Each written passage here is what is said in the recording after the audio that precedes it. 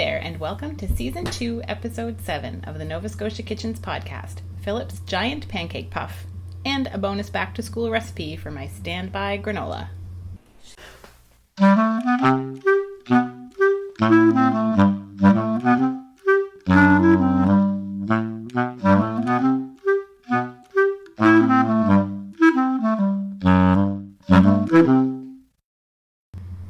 I'm Sherrie Graham, and on today's show I have a very special guest, my oldest son, Phillip. Phillip's been asking to be on the podcast for months now, and I thought that September would be a good time since we're all thinking about back to school.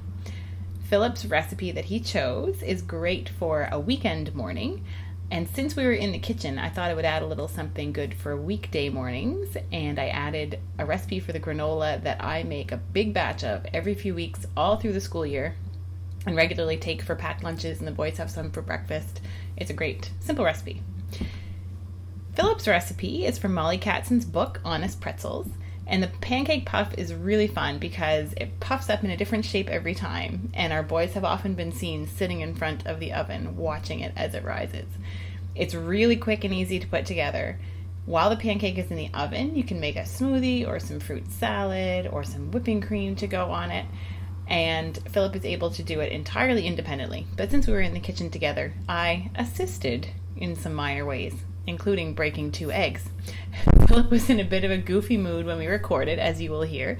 He has been growing like crazy lately and has been kind of clumsy. You'll hear the story behind some spilled milk in the audio. We didn't cry over it. I'm not growing, but I did break those 2 eggs. And I kind of haphazardly just whipped up the granola using exactly what I had on hand, which is pretty standard around here. We also say mini wheats approximately 1,000,000 times during the recording. And you might also notice the pace of this episode is a bit slower than usual. I'm not sure whether to attribute it to that we were recording on one of the last days of summer break, or that it was just us at home as we usually are. That kids are just a little bit less practiced in the kitchen, or that I was coming down with an epic headache that would last for 3 days. But you can just take it as your cue to slow down, have a cup of tea, and just enjoy a little visit with us in our kitchen. So if your routine changed this week with going back to school or work or both, best of luck settling in over the next few weeks. You can look forward to making a spectacular pancake puff on a weekend morning to celebrate surviving. Here we go. Here we go. Wash some eggs. We do. Because I need 4. Okay. Like a lot for a chicken pancake. So what do you like about baking? It's very precise. I like that. Yeah. I think you also like eating. Oh shoot! I just broke an egg. I broke 2 eggs. Yes, I do like eating things. You do like what? Eating things. Yeah, eating things you make. How many eggs do you need for? 4. Yeah. So can you describe, in case somebody hasn't heard of a pancake puff, can you describe a little bit about what a pancake puff is? Pancake puff is a big, poofy pancake that you cook in a pan. Sometimes people make them in cast iron pans, but this recipe is made for a 9x13 9 by 13 inch baking pan. Baking pan, okay. It says pan. Yeah. We should probably get started. So what you have to do is, as you're putting things together, you have to explain what you're doing so that people can listen and know what to do. Otherwise, they'll just hear clanging and banging. Clanging and banging. That won't be very helpful. I just put away the toaster.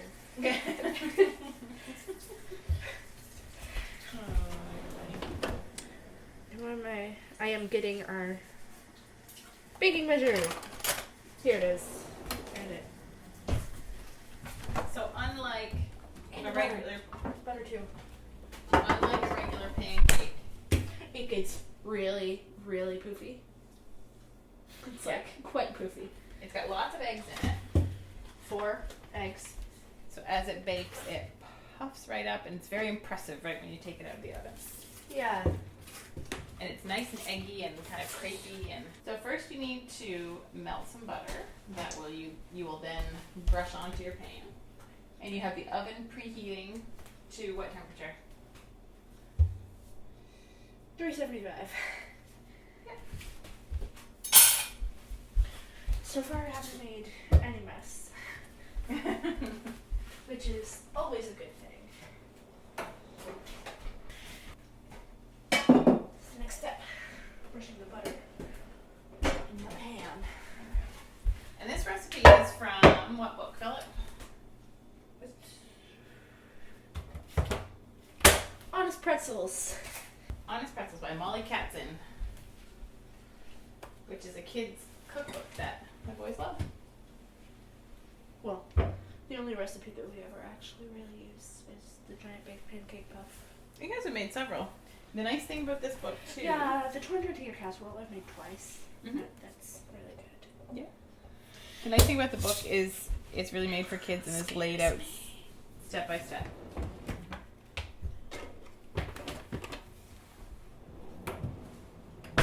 Like step 5 is break 4 eggs and put them in a large bowl.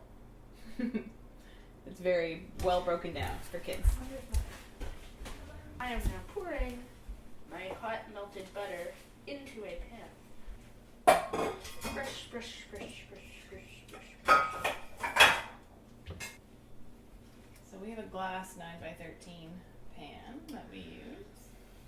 Break 4 eggs and put them in a large bowl. Egg 1.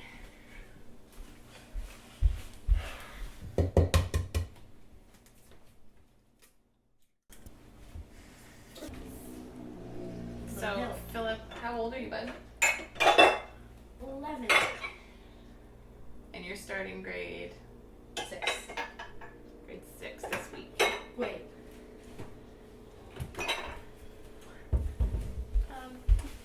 11 years.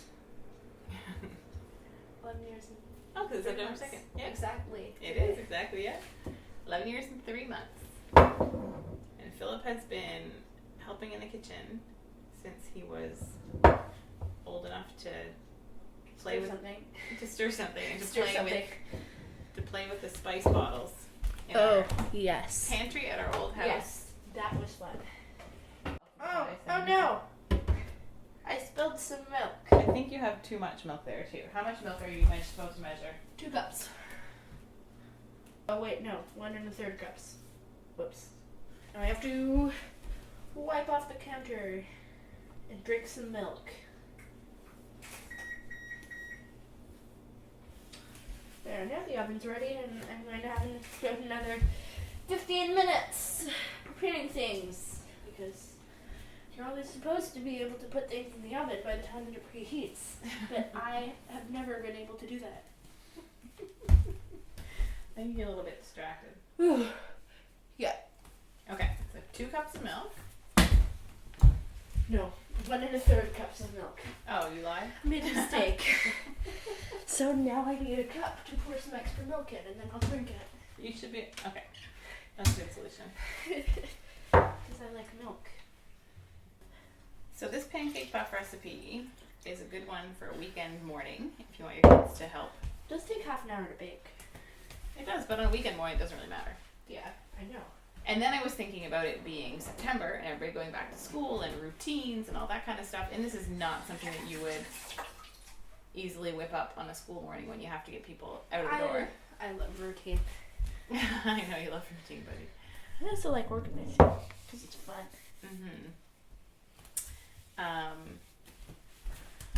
So I thought I would share another recipe after Phillip's pancake puff goes into the oven. I'm going to whip up a batch of granola, which I make regularly all through the school year. Phillip, shush. And I love to take it for my snack. I put nuts in mine and take it for my snack. Of course, you can't send nuts to most schools. And I can't have nuts because of my braces. That's right, which is fine. Making a little bit of my delicious granola after this pancake puff goes in the oven. And Phillip's just Vanilla. gathering up the next ingredients.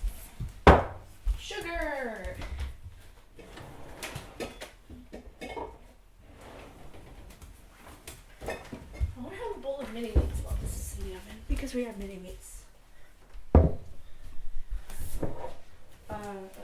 Measuring spoons.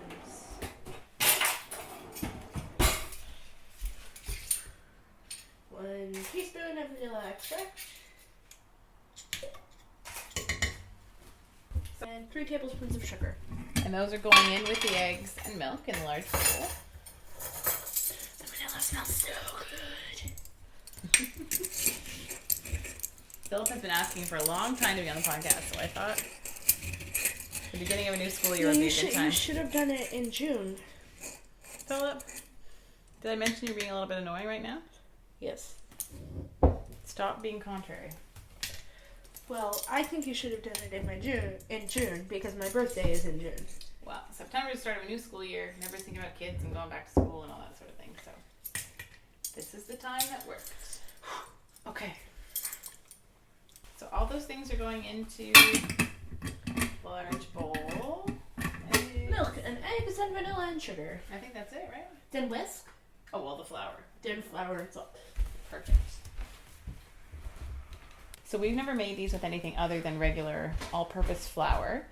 I think most of the airiness comes from the eggs, so I'm not sure if a denser flour would, or a gluten-free substitute would be quite as puffy. But really, after you take it out of the oven, it's super puffy. It almost immediately, the big bubbles kind of collapse.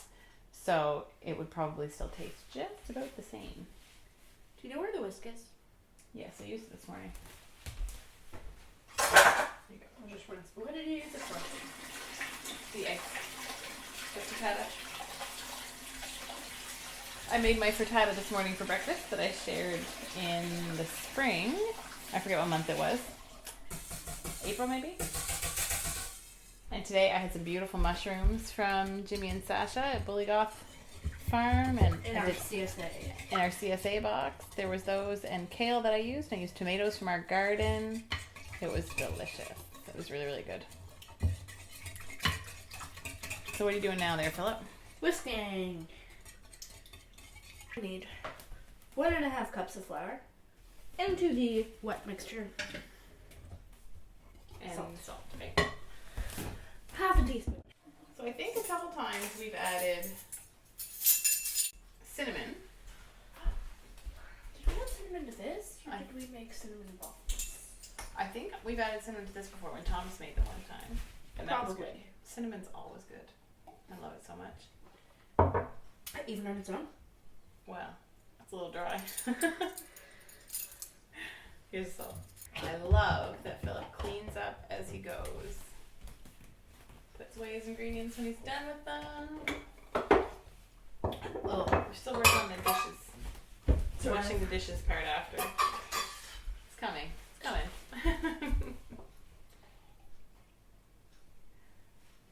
Okay, so now all your ingredients are in the bowl. Whisk!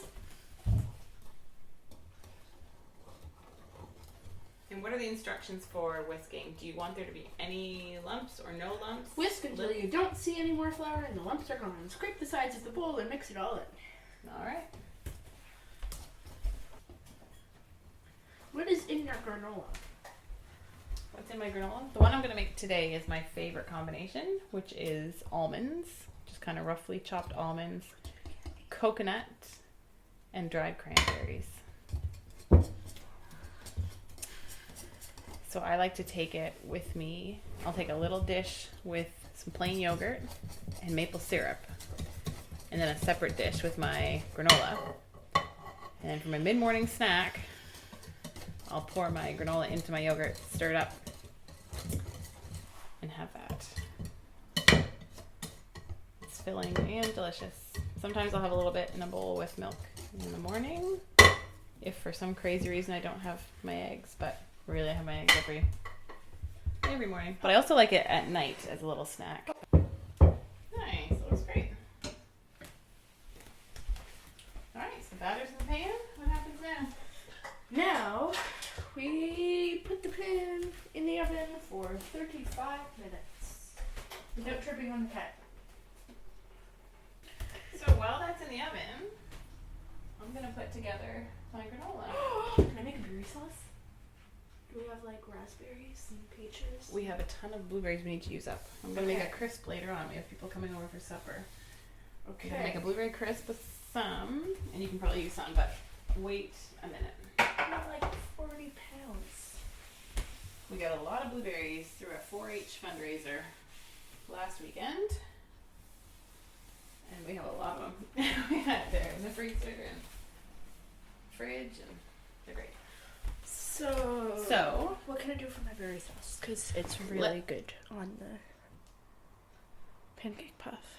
Yeah, you can cook down. There's a pot on the stove with a few blueberries. We're doing this right after breakfast, and there's a few leftover blueberries in a pot on the stove, so you can add to those if you want to. And so we usually make up some kind of sauce if we want to do berry sauce. What are some other toppings that you like on it, Phillip? Maple syrup. Yeah. Icing sugar. Yeah. I like a little drizzle of lemon juice. Oh yes. And a little sprinkle of icing sugar. Whew, so good. We'll often do whipped cream or some kind of berry sauce. Those are kind of the usual things we do. And so for the berry sauce, we just cook. We usually have lots of berries in the freezer. And so we'll put in some mixture of blueberries and or raspberries and just warm them up really and pour them on. We don't even usually add sugar because usually you're having maple syrup or icing sugar or something on top, so you don't want it too sweet. Marshmallows. Oh boy, marshmallows. Ugh. It was good. The granola, like many things I seem to make, is the recipe that I just kind of play by ear.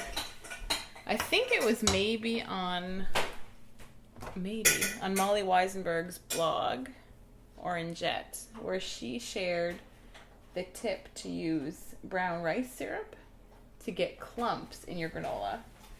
So if I have some, I do buy it occasionally. I don't have any at the moment. So if I have some, I use it, and if I don't, I sometimes use a little bit of maple syrup because we always have maple syrup. But what I do first is put my oats in a big bowl. For the oats, I always use just rolled oats, not the minute oats or quick oats or anything like that. Just your regular rolled oats. And also, like most of the things I make, this is very, very versatile. So you can add in whatever you like. Any kind of nuts or omit the nuts. Chopped dried fruit, which you always add after baking. So actually, the oats that I have today are a mix. There are a few 3-minute oats that I had left over from camping trip earlier in the summer when I made some pre-done oatmeal packets for us to take. So I'm going to use those. So really, rolled oats are the best, but whatever. Whatever you have, it'll be fine. The next step is I add enough oil to make the oats look not dusty anymore. So I'm using olive oil. It does have a bit more flavor, but that's what I have at the moment. I often use grapeseed oil, but I used the end of it the other day. So once again, this is real life. How kitchens go. So I just pour a little bit over the top and then gently kind of stir it until you'll see the oats just, they don't look dusty. I don't actually find whenever I do use the olive oil that the taste is too obvious after baking. So, process. You mix all your stuff up and then you toast it. And then you add in, after it's cooled, you add in any dried fruit. So I love, oh my goodness, you can also add in freeze-dried fruit. I used some freeze-dried raspberries last spring, I think it was, which was really good. And if you want to be super duper lovely and delicious, you can add in freeze-dried raspberries and dark chocolate chips after it's been cooled, and that's like a very luxurious treat. But cranberries, almonds, and coconut is my favorite. So the coconut, depending on what type you buy, goes in now or later. What I have today is it's not a toasted coconut, so I'm going to put that in now so it'll get toasted in the oven. And I've got about a cup of untoasted coconut flakes. It's actually shredded. They didn't have untoasted flakes. And unsweetened. I don't care for sweetened coconut in my granola. Oh, it's so good. Yum. I love coconut. Oh, so good. Now Philip's taking pictures now. I'll just over the camera. And I'm stirring in the coconut. And almonds. I tend to go for 3s of ingredients, but you can add in whatever you have. You can add in, if you have ground flax seeds that you want to use. Oh look, I have a bunch more fruit. Yeah, any other kind of like hemp seeds I would add in at the end, because you want to retain some of that crunchy raw goodness. Actually, I do have some hemp seeds I can use up. Toss it in at the end. For almonds, I've got just some toasted whole plain almonds. And I just kind of chop them up in just kind of chunks, uneven pieces. I find whole almonds are too big. Slivered ones toast too quickly, and I like kind of the crunch that you get just from some coarsely chopped toasted almonds. Some people like to add a bit of sugar. I don't, because I'm always eating it with maple syrup, so I don't want it too sweet. Kind of like soup. When I'm making granola, I use it as a good chance to clean out whatever I have in the pantry that needs to be used up. Now, that's a good point. These almonds have already been toasted, so they're going to be like double toasted if I put them in now. So you know what? I think we're going to add those in after with the fruit. So, I guess I just have my oats and my coconut. I'm going to dig around in the pantry and see what else I can find. This is very well planned in advance, as you can tell. Oh, look, I have some. I've been trying to clean up the pantry and the freezer all summer and using up things, so I actually don't have that much stuff lingering in there. But I have a package of organic soft dried white mulberries that I picked up somewhere or other, and I'll put those in with the fruit at the end too. I think those will be delicious. So, alright, we just have oats and coconut, and I'm going to put in a few glugs of maple syrup. You can use, as I said earlier, brown rice syrup. I think Knudsen is the brand, Knudsen, I think. And they have it at the Bulk Barn and at the Superstore here. I don't know about Sobeys. And it's in probably a 500 milliliter jar. It's kind of pricey. I think it's around $7 or something. And I usually can make 3 or 4 batches with one jar. This is something I make every couple weeks through the fall and winter. And then I just store it in the pantry I just have some canisters. There, so Philip's pancake is still in the oven. Has 20 minutes left. Philip, I want to chat with you a little bit. Uh-huh. While you're slurping on your Mini wheat. Your mini wheats. I want a mini wheat actually. Oh. So tell me about some of your favorite foods. What are some of your favorite things? Mini wheats? I do like mini wheats. Yeah, tell me about some of your favorite things to eat and some of your favorite things to cook. I like eating whatever I cook. Because I'm not going to cook it if I'm not going to eat it. There you go. What are some of your favorite meals that we have? Can you think of any things we've had lately that you've really enjoyed? Way too many hamburgers and hot dogs. Summertime, yes. Philip loves hamburgers. We've been barbecuing quite a bit. And hot dogs. What about that black bean? Oh, that was really good. There's a black bean tortilla layered thing that I make that the boys love. And Philip, you would be able to easily make that. What are some of your favorite things? I was thinking about back to school in September and lunches. And what are some things I'm asking for myself, Adam, who packs lunches? What are some things that you would be really excited to see in your lunchbox that are like healthy, good food things? What would you open your lunchbox and be like, yes? I think that chili? Oh, chili, yeah. Chili. We use the Chili by George recipe from All Recipes. It is fantastic. Makes a ton. It freezes really well. It is so good. With nachos, you can melt some cheese on top. Put it on a baked potato. Oh, it's so good. Good one, Philip. What else? The boys seem to really like leftovers. Not soup. I do not like soup. Okay. Except for that ham and pea one. Oh, split pea ham soup? Yes. Yep. That was really good. Yep. But other soups I tend to not like.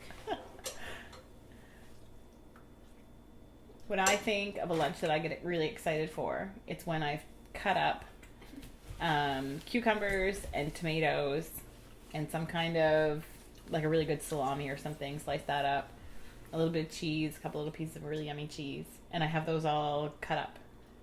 Maybe some crackers. That's my favorite kind of lunch on a work day. So what are some things? The boys seem to usually like leftovers. So if we have maybe like a chicken and rice dish or something like that, they tend to eat those really well. But my boys don't like sandwiches. No. Which is unfortunate. Because sandwiches are easy, but I don't like wraps either. No. So we use thermoses a lot in lunch boxes at our house and warm up. We try to make lots, although that's getting harder as the boys are getting bigger. They're eating so much food, so it's harder to have leftovers. But we try to make enough to have leftovers that can then go in a lunch the next day. But I'll put links to the Chili by George recipe. And one of them, I use a few different split pea and ham soup recipes. But I'll put some links. They were all good. Yeah. Oh my god. Oh, Philip Graham. I was just going to check on it. So Philip's Pancake puff. Philip's growing. And so yesterday, sometimes when you're growing, you get clumsy. I broke like 3 dishes yesterday. Philip's broken. We won't cry over it though, will we? It spilled milk, so. Actually, funny. That's Molly Weisenberg's podcast name. And I was just mentioning her granola. Oh my goodness. Yes, Philip's growing, and yesterday he tipped over his french fries all over his lap at lunchtime, was covered in ketchup. He dropped a bowl, he had a snack, and that exploded all over the place. He dropped a 5-pound box of blueberries on the floor yesterday. Oh my goodness. I think I might need another cloth. Yeah, let me help you a little bit. Do you have any good jokes? Why do I need a joke?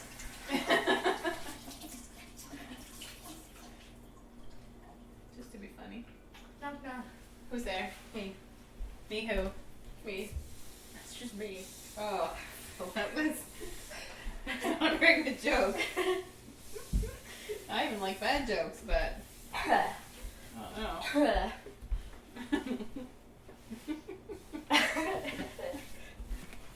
There. So we got the mess cleaned up.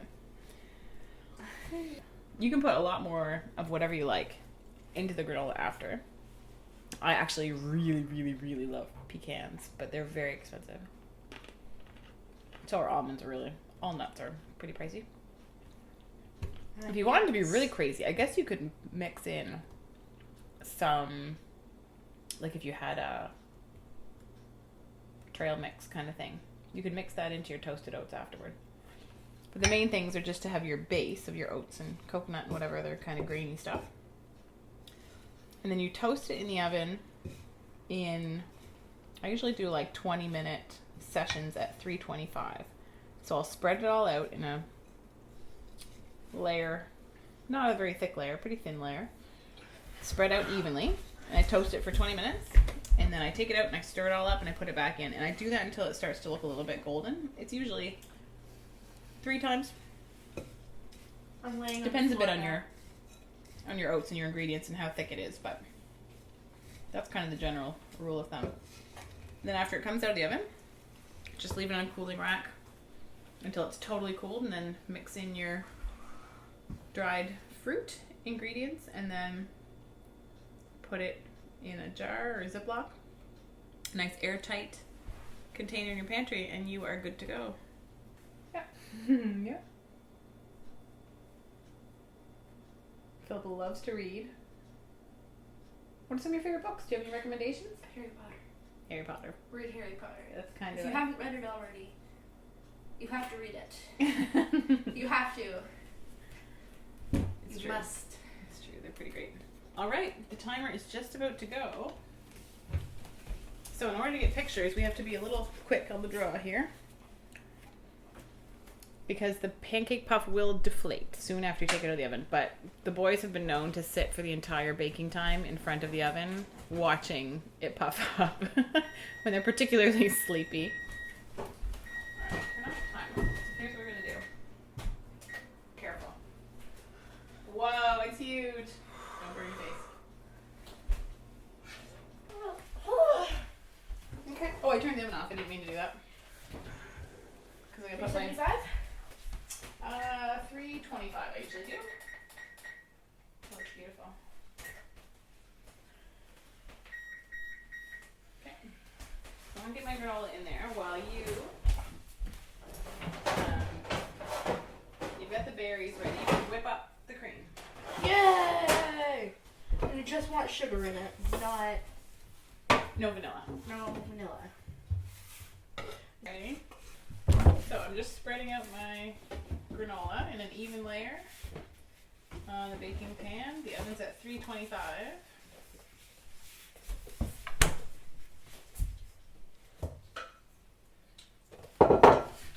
And in it goes.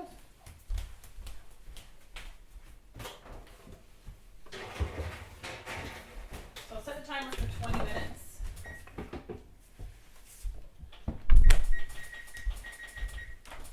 How's our whipping cream doing? Done. Great. I'm gonna have one too. Do you want to yell for Thomas and see if he wants to come in and have a taste? Yeah.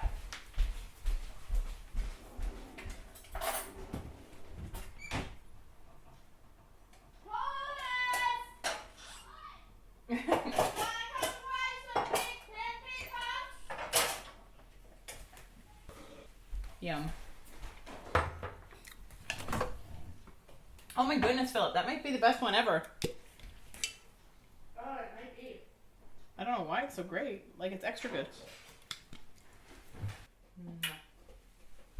Thanks for being on the podcast, buddy. You are welcome.